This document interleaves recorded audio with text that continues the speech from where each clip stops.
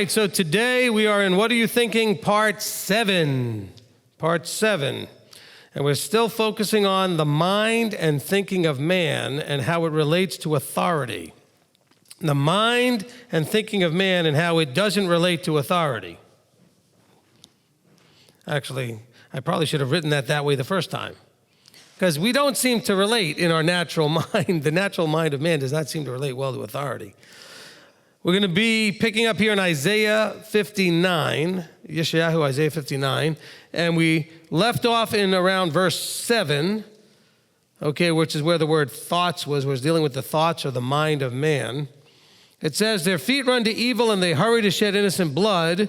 Their thoughts are thoughts of wickedness. Wasting and ruin are in their highways. And remember, the idea of wicked or wickedness had to be the idea of vain effort, exertion, etc., that ends in nothingness or trouble.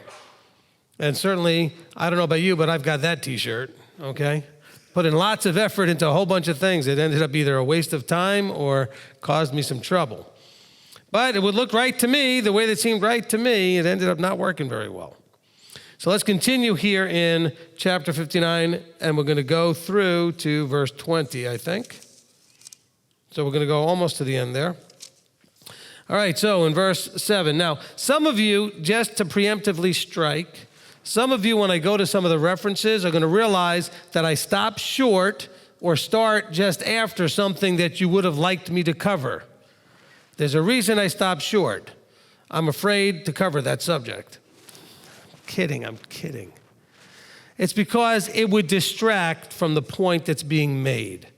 Okay, so I'm trying to keep it encapsulated to the thing that actually has to do with what we're talking about. And some of the verses prior to or just after where I'm talking are not necessarily as strongly connected to the point because lots of things are happening as somebody is speaking and they're making multiple points. Okay, so some of you are going to be wanting to ask questions about the verse after I stop or the verse before I start. And so just understand why I did that, okay?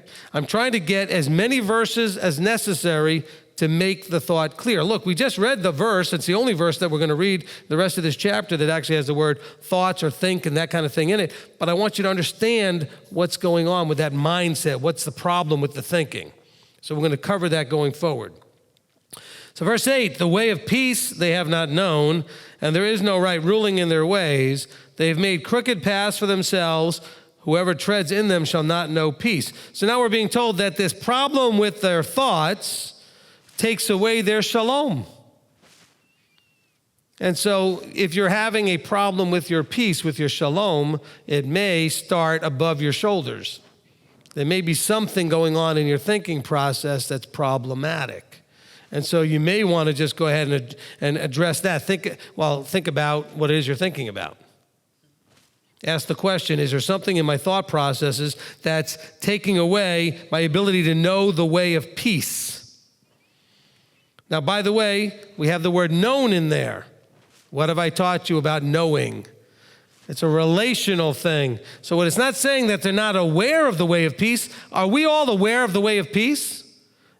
The Torah leads you to peace. Yeshua leads you to peace. Well, Yeshua is the walking, talking, living Torah. We know the way to peace. But we might not have a relationship with the way that goes to bring us the peace. So it's that relational thing. And by the way, how we think is going to affect what relationships we choose to be involved in, how we relate to different things. And so here it says, the way of peace they have not had a relationship with, and there is no right ruling in their ways. They have made crooked paths for themselves. Now, by the way, when it says all of this stuff, do you really think they're describing a bunch of just absolutely stupid, moronic people that should know better and just choose wicked, crooked, dumb things? Or do you think this is talking about a bunch of people who absolutely think what they're doing is right, is going to lead to what they want, and it's just not working? The second one, right? Okay, so he's not talking to just a bunch of stubbornly dumb, just blockheaded people. He's talking to people that have chosen, because of their thinking process, I know better. That's what they're choosing, the I know better. That's what's going to get you to the way that leads to death. The way that seems right to a man, its way leads to death. thinking that you know better, or that you're going to decide that he's okay with something that he has not said he's okay with. This is big, big, big, big, big. All of you need to say to yourselves, ooh, is that me? Am I doing that? Because it's easy for you to say, oh, I'm not making crooked paths for myself, and I'm not, there's not no right ruling with me. Really? Because what you're doing, if you're taking the right ruling and bending it a little, or twisting it a little, or adjusting it to your own preferences, that's exactly what you're doing. Why do you think the way that seems right to man leads to death? Because it's not the decisions or the path that leads to life. There's a path that leads to life. If you deviate from that path, it leads to death. Yahweh has been generous enough to tell us which path is which. But the problem is, we can convince ourselves that we're on the one when we're on the other. I've said this over and over a couple of times in different teachings, the idea of, I call it my mall map model. You know how like you're at the mall and you see the giant map and there's a big "you are here"? See, but a lot of you in your mind, you think you're standing in front of like the department store at the mall, and you're standing in front of sporting goods store in the mall, or you're standing in front of some, you think you're here, but you're really there. And so in your mind, the "you are here" is in the wrong place. I mean, you are where you are, but you don't see it, you don't realize it. And so you think you're just fine. Now, some people think that I've got this terrible disdain and problem with mainstream Christianity. My problem with the system is the system convinces people they're fine when they're not. They're telling them they're here when really they're over there on the quote-unquote mall map model. Does that make sense? Okay, well, that's what he's talking about here. He says, look, they've got this thing all messed up. The way of peace, they haven't had a relationship. They think they're going in a direction that brings peace. They think they're doing right things, but they haven't had the right relationship with the way. There is a time in the book of Acts where they're called the people of the way. You need to know the way, all right? The way that leads to peace, the way that leads to life, the way of Yahweh, okay? Now, continuing verse 9, he says, therefore, right ruling has been far from us, and righteousness does not reach us. What was the big, complicated definition for righteousness? Doing what is right according to Yahweh. Not just doing what's right according to anybody. So, of course, if they're doing these crooked things, and by the way, I love that it says crooked. Crooked doesn't just mean that, if you're looking at a path, what does crooked mean? It's not straight. It zigzags, it twists, it turns. It's crooked. I don't want you to think of crooked as like someone who's cheating you with something. Oh, that person's crooked. They cheated me. Well, he says that their paths are crooked. They've made zigzagging, winding, twisting instead of staying on the straight. He says, because of that, right ruling has been far from us, and righteousness doesn't reach us. We look for light, but there is darkness, for brightness, but we walk in thick darkness. We feel for the wall like the blind, and we feel as without eyes. At noon we stumble as twilight, and as the twilight in deserted places like the dead. Does that verse trigger any verses for anybody? Does anybody think of anything? Is the rock stirring up any kind of a verse for you? How about Deuteronomy 28:28? There's a verse you should know because the two numbers are the same. It says, Yahweh shall, by the way, Deuteronomy 28:28 is already in the cursing part of the chapter. This is the blessings and cursings chapter. It says, and Yahweh shall smite you with madness and blindness and bewilderment of heart, and you shall be groping at noon as a blind man gropes in darkness and not prosper in your ways. Doesn't that sound exactly like what we just read in Isaiah? And that's a punishment or a curse for what it says in Deuteronomy 28:15, which is, and it shall be if you do not obey the voice of Yahweh. Well, see, if you're obeying the voice of Yahweh, your path is straight. If you're on a crooked path, you're not obeying, at least not all the time. And so if you do not obey the voice of Yahweh, your Elohim, to guard to do all his commands and his laws, which I command you today, that all these curses shall come upon you and overtake you, including blindness and groping about at noon like a blind man gropes in the darkness. What did Isaiah say? We feel for the wall like blind and feel it without eyes. At noon we stumble as at twilight in deserted places. You know, Moses told them, actually Yahweh told them, Moses was the spokesperson, and he warned them, if you do this, this is what's going to happen. And guess what? They did it, and it happened. Now, we should feel bad for them on some levels because this was foolishness. It brought punishment on them. But we should feel really good that Yahweh said it, and it actually happened. In other words, the bad things, when Yahweh says they will happen, should just as much strengthen our faith as the good things. The point is, Yahweh said it, and it happened. That's the key. Moses had it said, Yahweh spoke through Moses in Deuteronomy, if you don't obey, clearly in Isaiah, hopefully we can agree, they were not obeying. And because they were not obeying, guess what? This stuff is happening exactly like you read in Deuteronomy 28. That encourages me and strengthens my faith. Not because I'm glad they suffered, but I'm glad that I can count on blessing. I can also count on cursing, which should scare me and motivate me. I better get moving forward. Almost like a kick in the you-know-what. Hey, there's nothing worse, you see this all the time, than the bad, awful, horrible parenting of the parent that tells their child, if you don't do this or if you do that, this is your punishment, and they don't follow through. That's when you look at the kid and go, what a spoiled brat. Well, they're that way because the parent let them become that way. Because what they said, they didn't follow through. Yahweh is not a liar. You may be. When you tell your child, hey, if you don't do this, you're taking away all your electronics. I'll punish you on some level. And then they do it. Or don't do it. They break your word. They go against what you said, and then you don't punish them.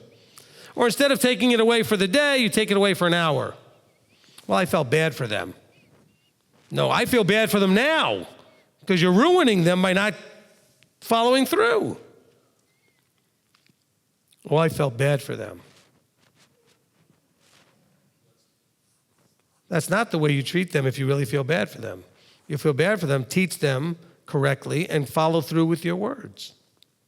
If you tell the child, if you do or don't do, you're going to be receiving some sort of punishment. I'm going to take away something. I'm going to put you in some sort of restricted somethings where you're going to suffer on some level. Follow through if they do what brings that punishment. Yahweh clearly followed through. You can count on it. That's walking out your salvation in fear and trembling. Why is it fear and trembling? Because you can count on the other side of it. You can count on both sides of it. I know already you're excited to count on the eternal life, living forever, wiping away the tears, blah, blah, blah. Great, that motivates you. That's the carrot. He also warns you about the stick, which happens to be a rod of iron. But what's going to cause the difference between our behaviors? Our thoughts and how we handle them. The thought is not the problem. You're going to have all kinds of thoughts come into your head all the time. Some are good, some are bad. What you choose to do once that happens is the problem, or we'll decide whether it's a problem. That thought, we talk about this every teaching, so I'm going to say it again here. If you meditate on it, hold on to it, and dwell on it, eventually some level of emotion will be attached to it. A desire will then form. You're going to desire to take action on whatever the thought is. Either desire something good because you want it, or desire to do something to somebody because you're desiring revenge, you're angry, you want to cause pain. It could be seeking something pleasurable or causing somebody harm. It could be all kinds of things. But the thought, when dwelled on and an emotion gets attached to it, whether it's joy or anger or anything in between, love or whatever, an action, okay? You could have joy or anger, you could have love or lust. You can have all kinds of different emotions that come in there. You could have fear or confidence. A thought could be connected to those. Faith and doubt. But then once the emotions and the desire gets attached, then it will lead to an action. Actions repeatedly lead, when they're done, lead to habits, habits to destinies. We just posted a graphic for that, didn't we? Okay, on our page. This is going to be drummed in and drummed in and drummed in. Oh yeah, you've heard this every week for 7 weeks. It's everything you need to know from the mind part of it, the thinking part. The rest of it has to do with what you put in. Okay? That's a system that's going to spit out a destiny. You get to choose what you put in at the beginning. It's thoughts and end up in destiny. You get to control the rest of it, the input part. You can control whether or not it goes into the heart and gets the desire and the emotions attached to it. You can control, once it's in action, how to break that action or habit so that you can kind of wreck the cycle if it's no good, or really make it strong if it's a good habit. You get to choose all of that, but just realize it goes from thought to destiny. If you don't control it, it's going to lead to some place whether you like it or not. You're already headed somewhere. That's what Deuteronomy 28 is warning them. Hey guys, I'm putting you over the Jordan right now, and you have choices, and those choices will lead to either the first half of the chapter or the second half of the chapter. And the difference is going to be your thinking. And what do you do with those ideas and thoughts that come in your head? Back in Isaiah. Verse 11, all of us growl like bears and moan sadly like doves. We look for right ruling, but there's none, for deliverance, but it is far from us. Now again, I think that verse 11 in context is saying is that we're moaning and groaning just like the person who gets pulled over for speeding. Okay, you get pulled over for speeding, and all of us get really upset with that. And we're not upset that we were speeding. We're upset that we got caught.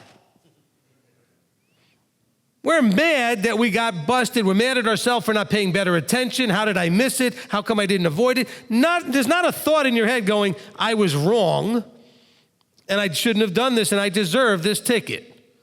We're mad that we got caught. So I think that's what we see going on in verse 11. They're growling like bears and moaning and everything because they don't think it's fair that what they've chosen to do should reap what they're reaping. He says, we look for right ruling, but there's none. No, they're looking for things to be done the way they want it to be done.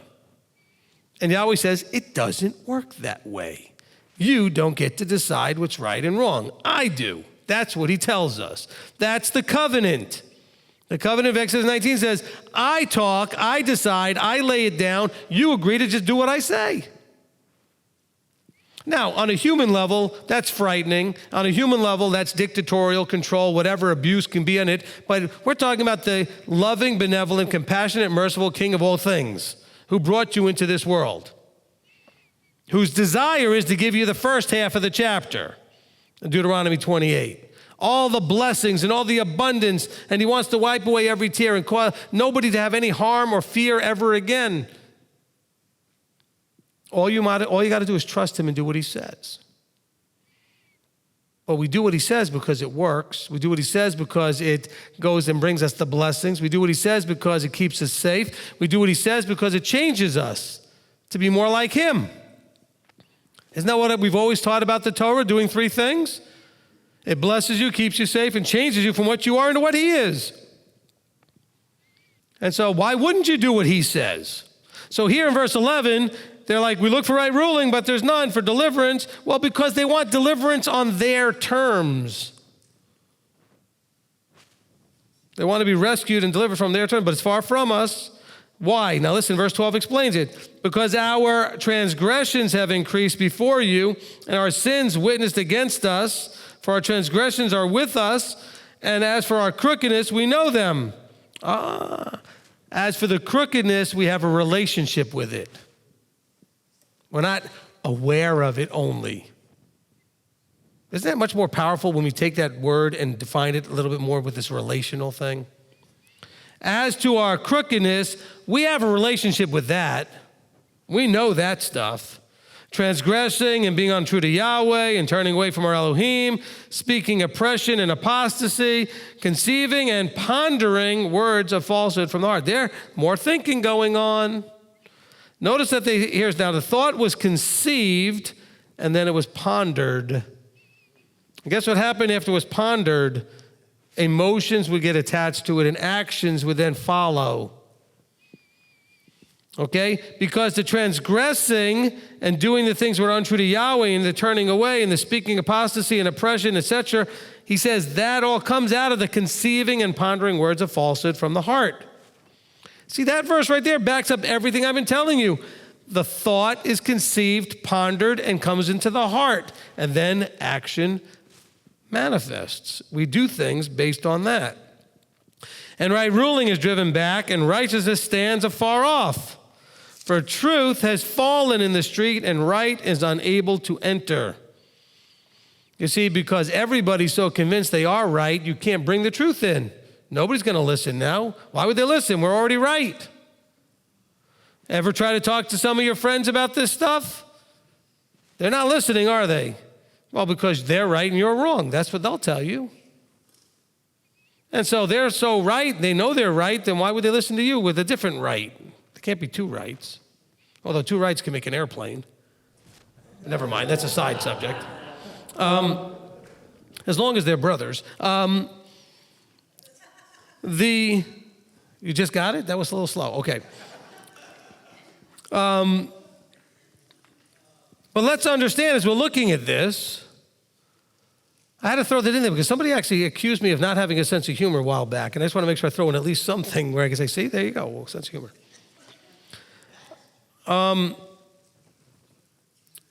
We have this problem, and it says here, look, the right is, that which is right is unable to enter the streets because the streets are so filled with what? The falsehoods, etc., that have been conceived and pondered and brought out of the heart.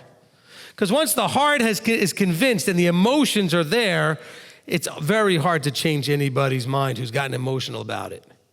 Try and have a conversation with somebody, and a lot of you have had this problem, who's already locked on to, well, I'll talk about some of the emotional things, like calendars, nature of the Godhead, okay, the shape of the earth.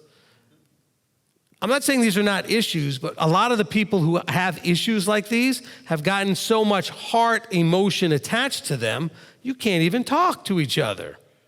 Because they'll bow up if they even have a hint that you aren't on the same page they are. Not all of them, I'm not saying everybody, but we all have experienced that there are issues. It's like with certain people, you can't talk politics, right? You can't talk about certain things with people because why? The conceived, pondered on emotional thing has got them to a place where they cannot discuss another possibility. Right is unable to even enter. Not saying that, because each one is not listening to the other, because a lot of times it's two people with total emotional, locked up situations talking to each other. I got invited one time, I haven't talked about this in a while. I got invited one time to, it was actually down in south of Atlanta, years and years ago, to a little conference that somebody had at their house where they were dealing with the calendar issue. I wasn't really sure why I was invited because I didn't have a dogmatic position on it at the time, or anything that was saying, this is the right one, everybody else is wrong. And so I sat there and listened to the two that were debating, because I don't know why I was there initially, but there were two that were debating the calendar issue. And I don't remember exactly which one. I think one was arguing for the Aviv barley, the other was arguing for the equinox and being used in some way, whatever the argument was. And I'm watching this, and I'm watching exactly what you're reading right here. Two people who didn't hear a single thing the other person said. And there was no way they were going to get anywhere, which is why the teaching I did called Making the Calendar Decision explains why we decided what we did, understanding the nature of the problem. And part of that teaching came out of that witnessing that I did there, and I saw what was going on. And so when it was my turn, I said, okay, can I say something? I said, look, it should be obvious to everyone in the room that neither of the opponents in this debate is even remotely got a shot of changing their position. In other words, neither one was able to convince the other one iota, or whatever that is, one little bit of changing their position. So I said, knowing that that's true, not only of these two gentlemen, but of all people who hold these positions, or the majority, who hold these very dogmatic positions about subjects like the calendar, maybe we need to have a different approach of how do we handle the fact that it is an entrenched problem. In other words, not just the idea of right can enter, no other thought can enter. Nobody's able to receive anything but what they've already got. It says here, right ruling is driven back and righteousness stands afar off, for truth has fallen in the street and right is unable to enter. Well, let's just mellow that down a little bit instead of saying right is unable to enter, because each one on each side thinks that's the problem. Oh, well, the other guy just won't let right enter. Well, neither will you. One of you is wrong. Actually, probably both of you are wrong. And so here's the problem. You cannot have a discussion once you've gotten to this place. Nothing can enter. Forget about right, nothing. You're not open to hear anything. You're not open to discuss. You're not open to explore. You cannot be challenged. I don't mean challenged like someone's challenging you. I mean being challenged to actually reconsider. You're not open to allow yourself to be challenged in your thinking. If you hadn't been challenged in your thinking, you wouldn't be sitting here, because you were sitting somewhere else a while back, and Abba challenged your thinking. And some of you had friends try to challenge it years before you actually were ready for it, and it didn't work very well. But then when you were ready, Abba challenged your thinking. He disturbed your peace. But it has to do with, again, this mindset, this pondering, this heart issue that you get to the place where nothing is able to enter. More importantly, he's telling you right, the truth, are not able to enter. Are you allowing yourself to become that locked up with thoughts and ideas and positions emotionally so that you cannot be open to have something revealed to you? Because it's not going to really work in the forever kingdom to have a bunch of people that say things like this. And I've heard this said over and over. A person will say to me about their calendar position or their Godhead position or whatever, their earth position. It doesn't matter. We'll pick the subject that people fight over. And they'll say something like, well, you know, if the other side of, whoever's on the other side would just let the Bible speak for itself. But you know what? I talked to the guy on the other side. He says the exact same thing about you. I tell the person that. I said, that's great. I listen to all of you, and each side thinks the other side is a bunch of unstudied idiots. But I know each side is studied extensively. They didn't just, randomly come to believe what they believe. They have reasons. Doesn't make them right, but they have reasons. And they studied. That also doesn't make them right, but they studied and they have reasons. We should respect that people put effort in and came legitimately to their beliefs. But it's the thinking and the emotion that makes you unable to receive anything beyond what you've locked up on. That's a dangerous place to be. Because then a teacher cannot teach you anything. Abba cannot teach you through a teacher anything.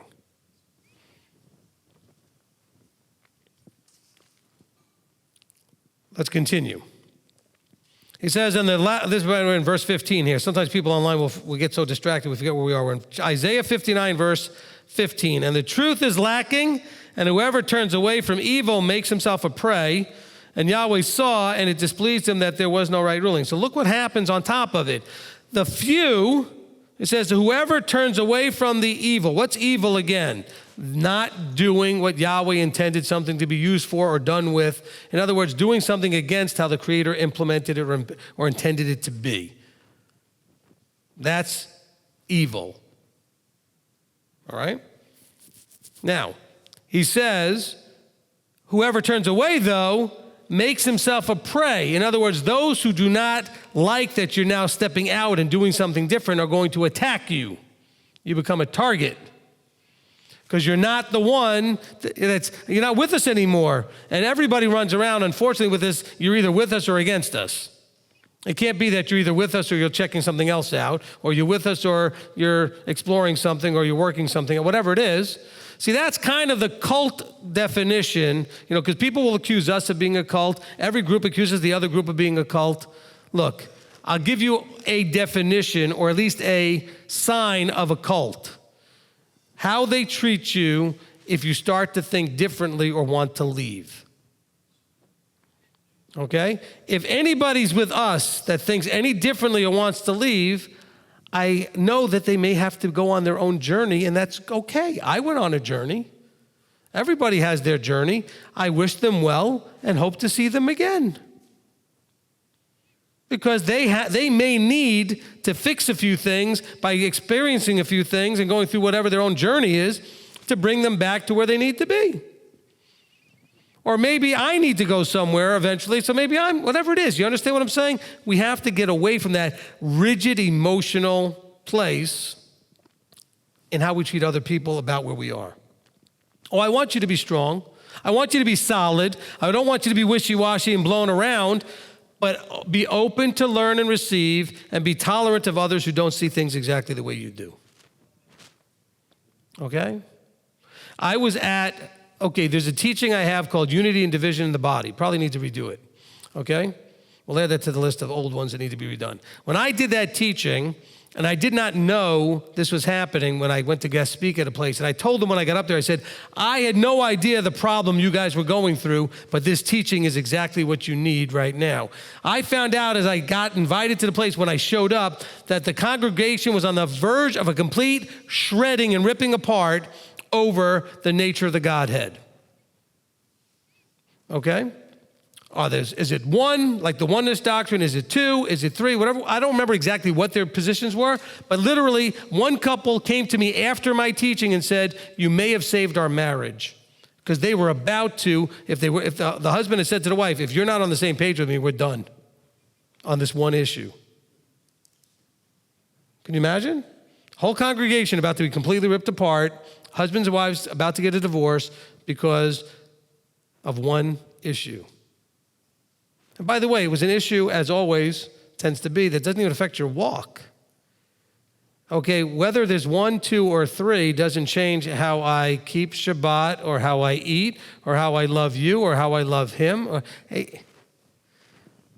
Okay, so if we're a little confused on those things or we're not sure on them or differ, but look at what it did in Israel in Isaiah's day.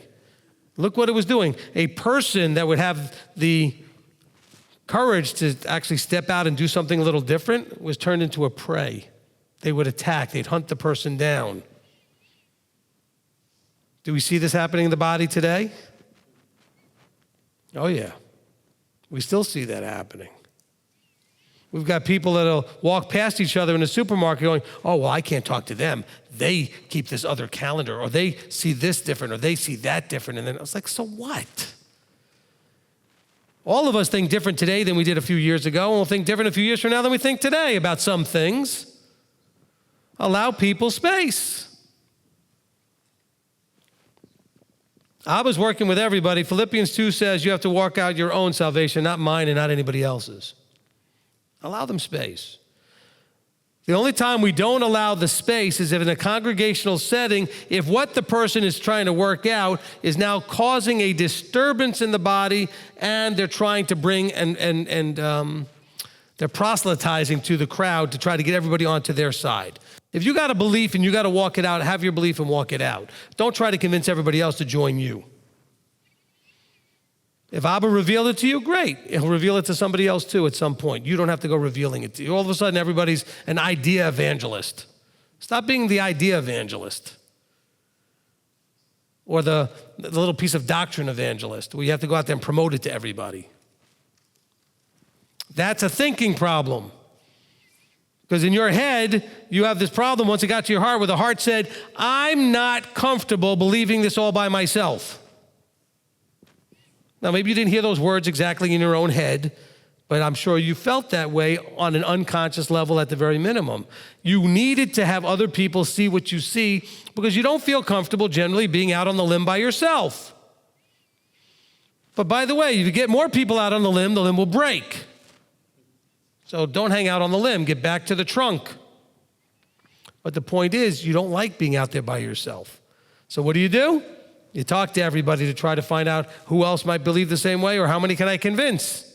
Because now I feel like I'm probably right if others believe the same crazy thing I'm thinking. Because at first you might think it's a little crazy. Hey, maybe, I don't know, this might be a little crazy. Let's see if everybody else can agree with it. And then you start to bring them all in.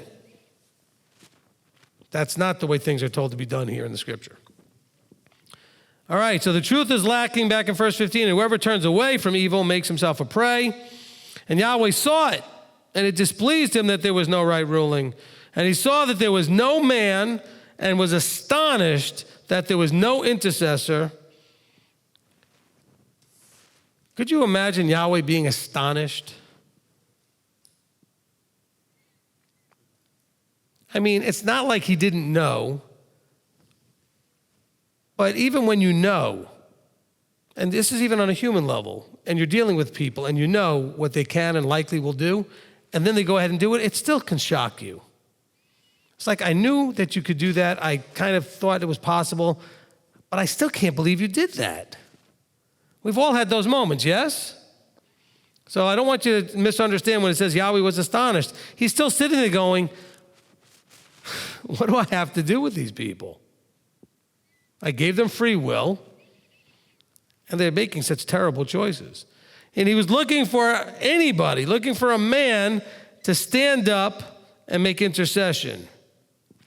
Now, by the way, intercession, I'm going to now put this out there. We think of intercession because we know the verses talk about we have an intercessor, Yeshua, who intercedes for us. I want to think of intercession from this verse a little differently. He's not looking for a man to say, I'll take all the blame, put it on me. What was he looking for here in verse 16? Someone to stand up and say, I don't know, I'm picturing Pinchas with a spear saying, this madness has got to stop now. That's the intercessor. It's not just the one saying, I'm going to sit there before the throne and plead on your case and take the blame for everything. That mainstream Christian sort of, Messiah did all these things. I'm not saying he doesn't do some of those things. I'm saying here the word intercessor is being used also, by the way, with Yeshua. He came in the flesh and talked to us and said, you need to do this stuff. This is not a joke. This is not a game. And he scolded and chastised the leadership, and he encouraged the people to come and do things right. That's interceding. And then he discipled a bunch of guys to go out and do the same thing. Get in the midst of all the madness and put up a giant bright light of, hey, come over here. We have an answer to the madness. By first pointing out that what you're doing is madness. Because you think you're fine. But it's madness. It's a delusion. And we talk about this idea of having strong delusion. And they did. They definitely had strong delusion. I think I want to read you something we're going to jump to that was not. Let's read in Ephesians Chapter 2. Come on, hold your place in Isaiah. But he says, look, we were dead in trespasses and sins in which you once walked according to the course of this world, according to the rule of authority of the air, and the spirit that is now working in the sons of disobedience. And by the way, these people in verse 1 and 2 thought they were doing things right. Among whom also we once lived in the lusts of our flesh, doing the desires of the flesh and of the mind. Look at, there it is again. And were by nature children of wrath and also the rest. He says, but Elohim, who is rich in compassion, knowing that our mind was wrong and that our hearts were wrong and our desires, that's the lust of the flesh, let's call it the desires of man, the desires of the flesh. He says, knowing that Elohim, who is rich in compassion, because of his great love with which he loved us, even when we were dead to him in trespasses, made us alive together by sending us an intercessor who would show us the way, who would show us the path. And because of that, by favor, you have been saved. In other words, because you've chosen the path, you've merited the favor and being delivered. He gave you the path to the deliverance.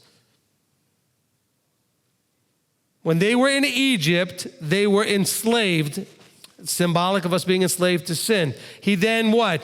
Sent the messenger. He had his emissary, Moses, come, represent, and then bring them out. And then he, with the pillar of the fire, the pillar of the cloud, showed them the path out of all of that to the deliverance, the salvation, the promised land.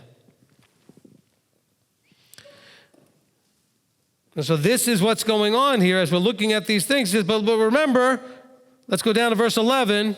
He says, therefore remember that you once Gentiles in the flesh, who were called the uncircumcision by what is called circumcision. In other words, you were called Gentiles by the Jews, that at that time you were without Messiah, without the Torah, without the truth, without the light, without life, without the way, excluded from citizenship of Israel and strangers from the covenants. Of course you were strangers. You didn't know there was in Exodus 19, 5 and 6. You didn't know that it was that you needed to obey everything he said. Excluded from the covenants of promise, having no expectation, and without Elohim in the world. But now in Messiah, you were once far off, are now brought near. That's your intercessor. You're not just brought near because the blood covered you and you're forgiven. You're brought near because once you're forgiven, you now have access to the path that leads to the truth and the light and all that other good stuff.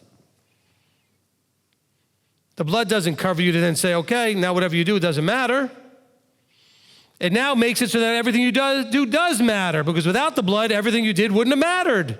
You were dead in your trespasses. That maybe that's very different, and maybe that has to be profound. We'll put that in like an in focus or a little blurb or something. When you're covered by the blood, now and only now that what you do matters. Nothing you did before mattered. You were dead. Do you understand the difference? But see, Christianity might make you feel like with the blood, now it doesn't matter because with the blood you're covered. He's doing it all for you. He covers you and everything else. No, the blood now makes what you do matters, not what you did. The blood covers and says what you did doesn't matter. Now what you do matters. The blood covering says what you did doesn't matter, but everything from this moment forward matters. Is that making any sense? And that's the intercessory aspect of all of this. Here was someone to come. Moses was like an intercessor. He came, he stood before Pharaoh. He said, let my people go. He said, look, you people don't deserve anything, but I'm going to bring you to a place where you're going to learn and be instructed so that now from this point forward, from Sinai forward, everything. Now look, can we agree that in Egypt, nothing they did really mattered? Right? Didn't matter what they did. It only mattered to Pharaoh whether he was going to hit them again or not, or give them more stripes or whatever he was going to do, or kill them. But now when I bring you to Sinai, he says, I bring you to Sinai and I teach you my way and you go into the land. Now Deuteronomy 28 comes into place because now I've shown you and everything you do matters. You see how that's parallels? That's where the parallel is.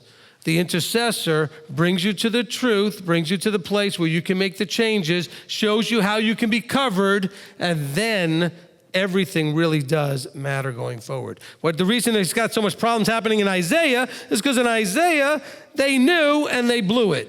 And he's saying, I warned you that what you did matters, and you made bad choices, and now you have consequences. That's what we're dealing with here. Verse 17. Oh, we went at verse 16, sorry. He said, so his arm, the second half of the verse, so his own arm saved for him, and his righteousness upheld him. He put on righteousness as a breastplate and a helmet of deliverance on his head, and he put on garments of vengeance for clothing and wrapped himself with ardor as a mantle. So the first half of verse 17 takes you to where? Ephesians Chapter 6, the armor of Elohim. Maybe go back and listen to that teaching. Don't necessarily picture a Roman soldier when he's describing the armor. I think you're better off picturing a high priest garment when you're picturing the armor. Okay, but he put on righteousness as a breastplate. What does the breastplate cover? Your heart. He put righteousness as a cover and protector over the heart. Seems like the heart is a big problem. I might have to do some teachings about that. For those of you that are not aware, there's 64 parts of a teaching called the heart of the matter. But the breastplate, he says, put on righteousness as a breastplate and a helmet of deliverance on your head. In other words, change your thought process to what brings deliverance. He says in the Brit, in the New Testament, that nothing will come upon you without a way of escape. That's the deliverance. I'm going to show you the path of deliverance. He says, okay, so protect your heart and embrace the thinking process that brings the deliverance. And he put on garments of vengeance for clothing and wrapped himself with ardor as a mantle. Now he's talking about himself. According to their deeds, so he repays wrath to his adversaries, recompense to his enemies. He repays recompense to the coastlands. By the way, at this point, we have verses that talk about that. You were at enmity to Yahweh. You were an enemy of his. He's not talking about all the different ites, that could be coming and attacking them. The Hittites and the Amorites and the thisites and the thatites. No, he's talking about his own people that are like enemies of his. You're acting like you're my enemy. And he says, look, I'm going to bring recompense. Deuteronomy 28, second half of the chapter, the curses. According to their deeds, so he repays. Wrath to his adversaries. Didn't we already read this in Romans chapter 2? What did he say? He said, I'm going to judge you according to your works. And it says, if you don't do right, wrath and displeasure to those who persist in doing the wrong things. Do you think Paul understood Isaiah right here? That's exactly this. Maybe we just got to read it one more time just to make sure. Romans 2, it says, who shall render to each, verse 6, each one according to his works, everlasting life to those who persist in good works, but wrath and displeasure to those who are self-seeking and don't obey Torah, don't obey the truth, but obey unrighteousness. He just said the same thing in verse 18 in Isaiah 59. According to their deeds, so he repays, wrath to his adversaries, recompense to his enemies. Same thing. Nothing has changed. He's going to do this according to their deeds. You are the same. You are going to receive according to your deeds. No exceptions to the rule. No exceptions to the rule. Go back to Isaiah 59. And they shall fear. This is important. They shall fear the name of Yahweh. Well, actually, you know what? Jump back. He repays recompense to the coastlands. He's already telling them, I'm going to disperse you. Coastlands is always a metaphor or an idiomatic point of dispersion. These people are going to be out of the camp.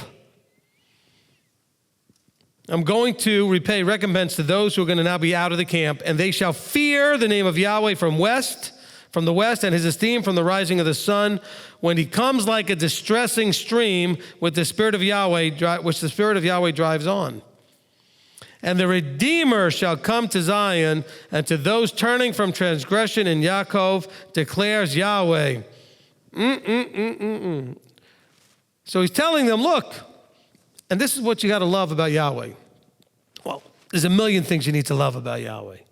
But you got to love that whenever you hear him pounding them right in the teeth, he always tells them there's going to be a moment where this is going to turn around if you're willing to turn around. He always gives them that understanding that, yes, you're punished, but there's a way eventually that this will work if you accept and embrace the lessons of your punishment. This is the critical piece. He always gives you that little piece at the end. He says, I'm not going to take away your punishment. You're going to have to go and experience the full punishment. However, at the end of it, if you're willing, if you change, if the punishment does what it's hopefully going to do in getting your thinking and your heart and your actions, etc., to change, the Redeemer shall come to Zion, and to those turning from transgression in Yaakov declares Yahweh. Isn't that beautiful? We're still, by the way, waiting for this. And we're still going through all of this suffering. We're still living in the second half of Deuteronomy 28. So for all of you that are thinking, well, because, we live here in the United States. The United States, we're basically spoiled like in the country club jail. I don't know. It's like we don't even know we're suffering. We're suffering. We whine because you can't afford to get Starbucks every week. Okay? Oh, I can't afford to have cable. You can't afford to have cable. There are people that don't even have indoor plumbing. You can't afford cable. Okay? So I'm saying we're so spoiled we don't even realize how much we're living in that chapter 28 second half, but we are.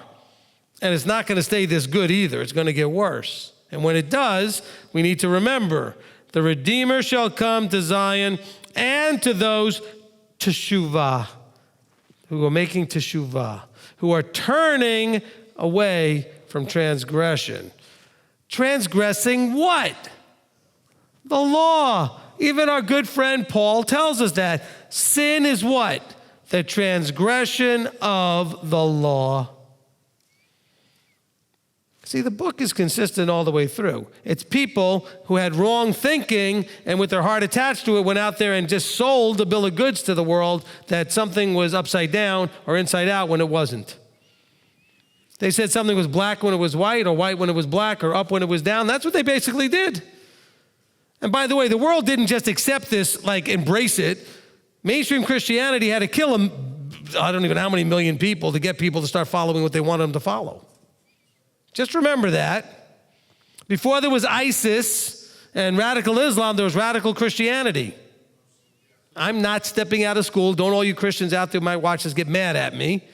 You go back to the Inquisitions and go back to the Dark Ages and see how much everybody was just wanting to run and embrace Christianity. It wasn't happening. Okay? And the reason it wasn't is because they were selling it and it wasn't the truth. They were selling it, and it wasn't what the book said. And you know what? The Creator created us to know the difference. And so we didn't just easily come out and embrace it. Now, by the time they refined it and refined the message and repackaged it 400 times or whatever they did, now we get to a point where people are running to it. They're coming to embrace it because the packaging has been so well refined over 2,000 years. That makes it only harder for me to get them out of it and over into the truth, because they're only in a part truth, a half truth, a three, whatever percentage, it's still not the truth. And the worst part, as I said earlier, was they've convinced people they've arrived when they have not arrived. And now that you're here, you still haven't arrived. Don't ever get that wrong message from me. We're in a process. We are growing. We're heading in the right direction. We got to keep moving in that direction. We got to be open to grow in grace and knowledge of the truth, of Yeshua, of the Torah, of the Word, of the way, of the light, of the path, etc. Making sense? I didn't think I was going to spend that much time in Isaiah. Let's go to Matthew 15. We're now going to go to the Brit. See if I can squeeze one in real quick here. Matthew 15. Begin at verse 1. Then it came to Yeshua, scribes and Pharisees from Jerusalem, saying, why do your taught ones transgress the traditions of the elders, for they do not wash their hands when they eat bread? Now, whenever people will take you here or Mark chapter 7, similar type of situation going on. I'm just going to read the one here because there's certain words in here, the way it's worded in Matthew, that I like for the context of the teaching here, because it has to do with the idea of reasonings and thoughts. But here you see what people will miss in Mark 7 and here in Matthew 15. Make sure the next time your friends talk to you that the issue, what's the issue here? Transgressing traditions of elders and not washing their hands when eating bread. This is not a kashrut issue. Can we all agree? This is not a problem with what's being eaten. This is a problem with not doing something before they ate what they were eating. And it was a problem with a tradition of elders, not Torah. So they were saying, why do your students not embrace the Talmudic understanding? Why don't they do the traditions? And he said, answering them, verse 3, why do you also transgress the command of Elohim? Because of your traditions. So notice he took it up a whole different level. He said, well, you're mad at my, you're picking on me, my students. They don't do it. The tradition, by the way, is called nitilat yadayim. It's the washing of the hands. It's a ritual you do before you eat. So it doesn't mean that the disciples didn't wash their hands. They didn't do it a very particular way, using they have a very particular vessel for the water. They got a very particular vessel to pour the water in and wash over the hands, and it's once on the left and once on the right and once on the left and one like that, okay? It's a ritual of cleanliness. It's a tradition. It doesn't exist in Torah anywhere. Is there anything wrong with doing it? No. does Yeshua ever say there's anything wrong with doing it? No, just to be clear. But it's the approach of it being now elevated as if it's Torah. Okay? Now, he says, but you, why do you ask me about these things when you're busy breaking Torah because of your traditions? I'll tell you why. He says, verse 4, he says, for Elohim has commanded, saying, respect your father and your mother, and he who curses father or mother, let him be put to death. But you say, whoever says to his father or mother, whatever profit you might have received from me has been dedicated, is certainly released from respecting his father or mother. So you have nullified the command of Elohim by your tradition. In other words, the tradition they had was that the younger were to take care of their older parents with their inheritance and make sure they were provided for. And the children who really didn't like their parents would say, that piece that I was supposed to use to take care of you, I dedicated it to the temple. I gave it to the temple, so now I don't have to take care of you. He says, hypocrites. Yeshayahu rightly prophesied about you, saying, this people draw near to me with their mouth and respect me with their lips, but their heart is far from me. Now, listen to this now as we go to the next verse. The heart is far from me, but why? Look at verse 9. But in vain do they worship me, teaching as teachings the commands of men, because they're going to have this. The problem is they have reasonings, and their thoughts are that then into the heart. Okay, we're going to see even more clearly in the verse 19. Jump there for a second. For out of the heart come forth wicked reasonings. So it's the reasonings, the thoughts that ended up in the heart. We're going to get to verse 19 in a second. But just you understand, the thought process then got into the heart to justify what they wanted. I don't like my parents, and I don't want to give them anything. I'm not taking care of them. Forget it. Oh, well then now I have to figure out a way to make that okay. So the heart is now involved. I have a desire. My desire is I don't want to take care of them, but I want to be okay with Yahweh. How do I do that? And over time, somebody came up with a brilliant idea. Give that to the temple and you don't have to take care of them. A thought that went into the heart. Now the thought wasn't, I want to give money to the temple. The thought was, I don't want to take care of my parents. And the more strong that desire was, then eventually the mind combined with the heart is going to come up with an idea of how can I accomplish this? How can I not take care of my parents but somehow claim that it's okay? How can I spin? And we're very creative thinkers.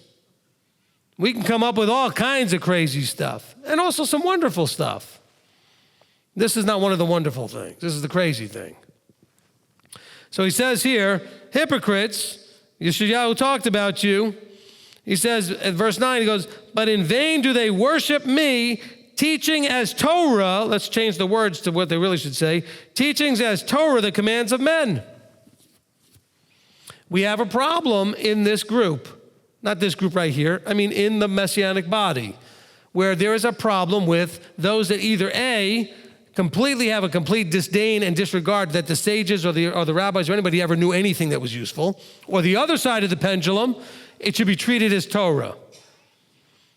Both sides wrong. Over the years, the wise men that have been in the body or in our generational going back have learned a few things. Some of it may be useful. However, none of it is Torah.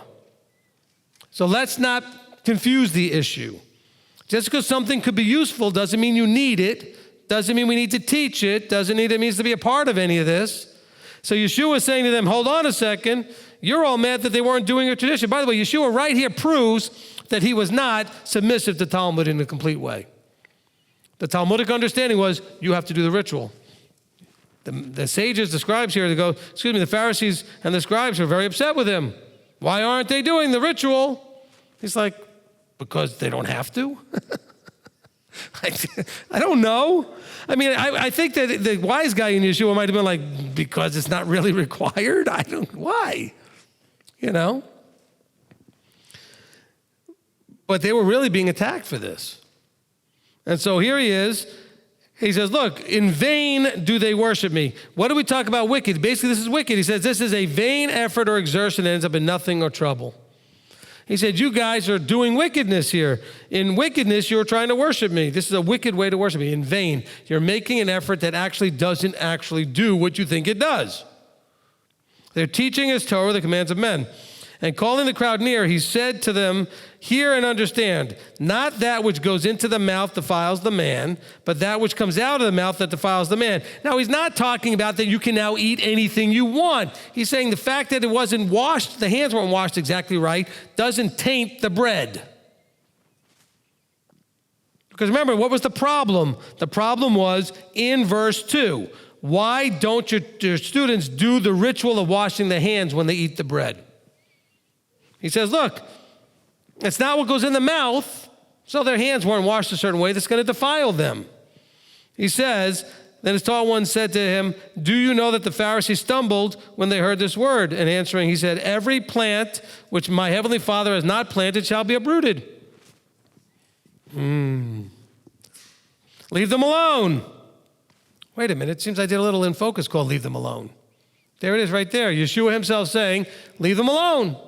What about our Jewish brothers? Leave them alone. What about your Christian brothers? Leave them alone. What about your Gentile brothers? Leave them alone. Yahweh's job, not yours.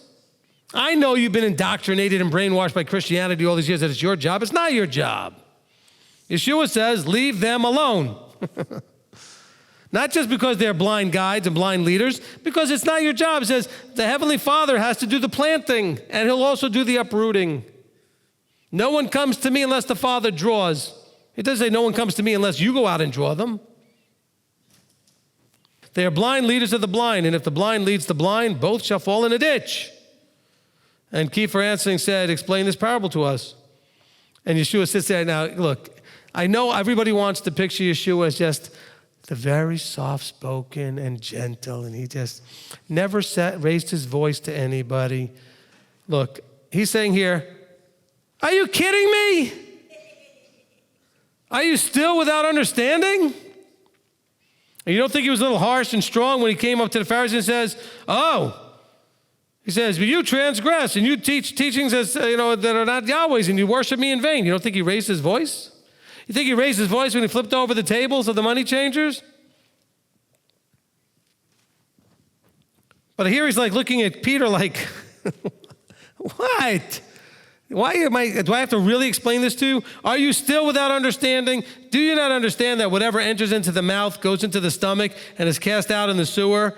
But what comes out of the mouth what comes out of the mouth that comes from the heart, these are the things that defile the man? The stuff that comes out? Because what do we know from Scripture? As what's in the heart, out of the abundance of the heart, what? The mouth speaks. That's all he's saying here. He says, so from out of the heart, from there, now he goes, verse 19, for out of the heart comes forth wicked reasonings. Okay, they're the word reasonings. Wicked thoughts, vain efforts, useless, nothingness, trouble, etc. That's the reasonings. Wicked reasonings, wicked thoughts, useless thoughts, murders, adulteries, whorings, thefts, false witnessing, slanders, etc. These defile the man, but to eat with, listen, in case we weren't clear, and Yeshua wasn't clear, he said, but to eat with unwashed hands does not defile the man. He never says you can eat whatever you want. And so I don't care what Zondervan says in the NIV in Mark 7, thus Jesus made all foods clean. Nonsense. That's why the Matthew verse reads more cleanly when he says at the end, these defile the man, but to eat with unwashed hands does not defile the man. In other words, not doing the ritual doesn't defile the man. It had nothing to do with what they were eating. It had to do with how they prepared themselves to eat. So hopefully that's clear. But what was the problem here? A wrong thought process, because the scribes and Pharisees thought, and their desire was that the Talmudic understanding, the writings, the teachings of men were Torah. And so therefore, when the students didn't do this understanding, they were sinning. And that was trying to accuse Yeshua of being a false teacher because he was allowing his students to sin. And Yeshua made it really clear, those are traditions of men, but you use your traditions to break the teachings of Elohim. Hello, they're not equal. They're not on the same level. Okay, they're not on equal ground. One is elevated way above the other. Now, one may help you to understand. There are some things that the wise sages of our ages over the years have come to understand that help you to keep the Torah. In this case, he's saying some of the things that you teach people to do, though, help them to break the Torah. So let's be clear when we have our thought processes and hearts and all these things that eventually the desire will lead to action, that yes, traditions are not necessarily a problem. What Yeshua is saying is that your tradition cannot be elevated to be equal to Torah or to cause you or excuse you in the breaking of Torah.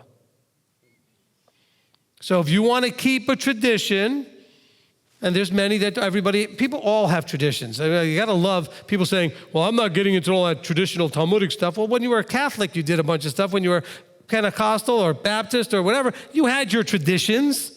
Every group has their traditions, so don't tell me you don't have any of your own Talmud. You know, Curtis Reed, my friend in New Zealand, always says, even Christianity has their Talmud. It means the teachings of men.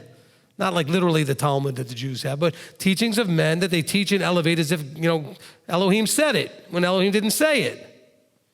And that's the problem when we start elevating stuff that Yahweh didn't say when he didn't say it. Ezekiel 22, it talks about those that are out there that claim Yahweh said when Yahweh hadn't said. This is a big problem. Okay, it's Ezekiel 22, starting around 27 or 8 or something like that. It's in that place. But this is from a wrong thinking process. I almost feel like I want to just read that to you real quick. Okay, so it says here, starting in verse 25, there's a conspiracy of the prophets in her midst, like a roaring lion tearing the prey. They've devoured life. They've taken wealth and precious matters. They've made many widows in their midst. Their teachers, their priests, those who are supposed to be leading people towards Yahweh, have done violence to my instruction, my Torah. They profane my set-apart matters. They've not distinguished between that which is set apart and that is what's profane, nor have they made known the difference between the unclean and the clean. They have hidden their eyes from my Sabbaths, and I'm profaned in their midst. Does this not sound like a perfect description of mainstream Christianity? Now, bear in mind, there wasn't any mainstream Christianity when Ezekiel wrote this. Israel was doing this terrible stuff. Now listen in verse 27. Her leaders in her midst are like wolves, tearing the prey to shed blood, to destroy lives, to get greedy gain. Now listen to verse 28. And her prophets, what are prophets? Those who are supposed to be speaking the word of Yahweh with authority. Her prophets have coated them with whitewash, seeing a false vision and divining a lie for them, saying, thus said the Master Yahweh, when Yahweh had not spoken. Oh, Father told me to tell you. Oh, I had a vision.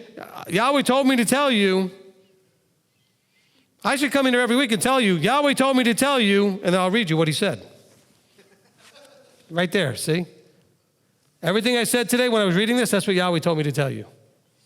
I don't have any new separate insight or revelation for you, okay? Yahweh told me to read you just now, Ezekiel 22. That's what Yahweh told me to tell you. This is all craziness that we're dealing with, all right? So let's understand that it's out of the heart come forth actions based on our wicked reasonings. That's what it was saying in Matthew 15. That goes back to the same model that I gave you. Thought, heart or desire, action, habit, destiny. Is this making sense? Are we getting it? Okay, next time we're going to continue in Matthew. We've got like 5 or 6 more references in different chapters of Matthew. We're going to really start dealing with this idea of understanding the mind and thinking of man and how it relates to our problem with authority, really.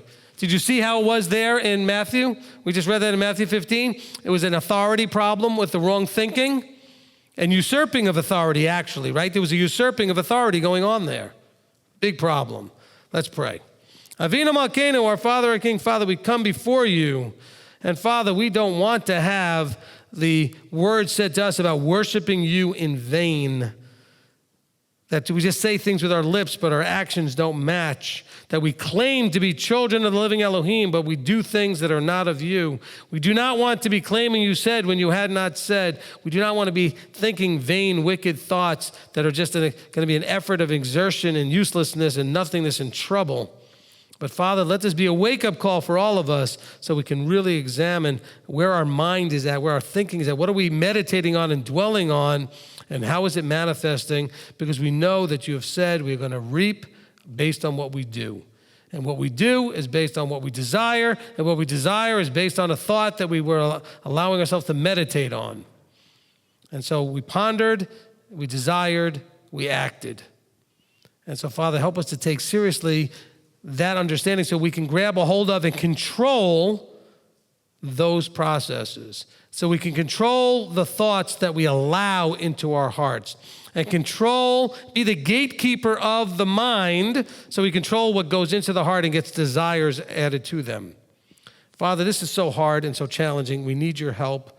We ask that you would help us and strengthen us so that we can do the things that you have laid out for us and do them so that they are well-pleasing in your sight. Father, we just want to thank you and throw ourselves mercifully at your feet and asking for mercy and compassion because we are sinners and we are weak and what we desire to be changed and transformed and conformed by your words into what you are. So, Father, we thank you, we praise you, and give you all glory and all honor in the name above all names, the authority above all authorities, Yeshua our Messiah. Amen. Amen.